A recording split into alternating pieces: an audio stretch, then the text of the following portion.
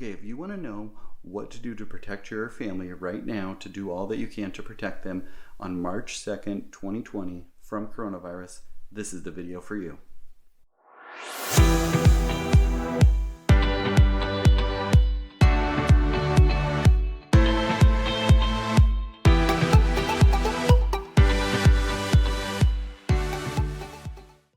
Okay, a lot of parents are wondering, what am I supposed to do to protect my child, my family right now from coronavirus?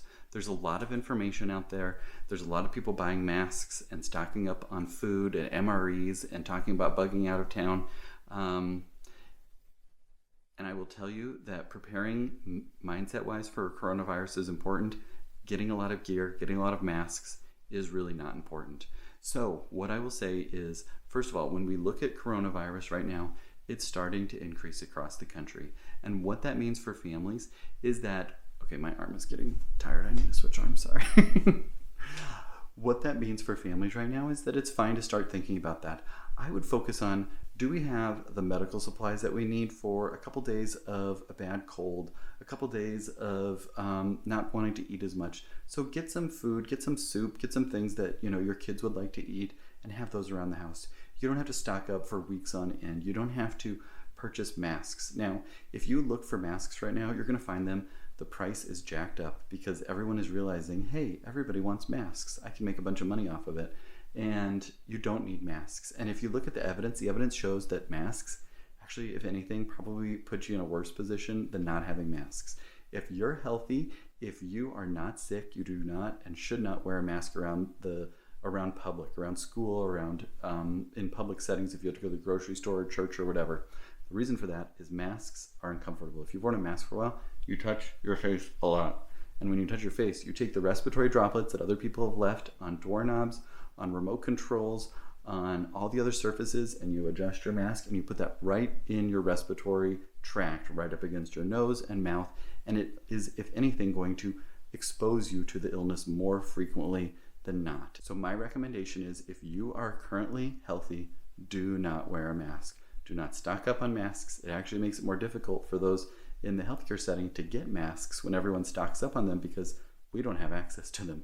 We literally can't purchase more masks for our staff to keep them healthy when they're fighting these illnesses and helping take care of our patients. And we don't want them to get sick because then there won't be people to take care of our patients. Then they can't get masks, and we don't have masks for our sick patients because they're stockpiled in people that are healthy that are worried. I get the worry, I get that you want to do something, but masks aren't the right choice. So what is a family to actually do? Have a few days worth of cold and flu sort of stuff, Tylenol, ibuprofen, some drinks or foods that your kids like that if they kind of feel crummy that you can give to them and they'll take. That will take the burden off you having to run to the store when your child is sick or have to go out if you're worried. That's what I would do right now. I would try and focus instead on just preparing your mind for what's to come with having a lot more people sick and going through all of this and taking care of our families and taking care of the people that we love. Focus on that rather than stocking up and feeling like you have to do everything. Continue your normal life. On March 2nd, 2020, it's fine to go to the grocery store. It's fine to go to church and the park and to soccer games and school and work and all those other things. We can prepare without over-preparing, without increasing the anxiety for our families. And that's what I'm going to talk about in tomorrow's video.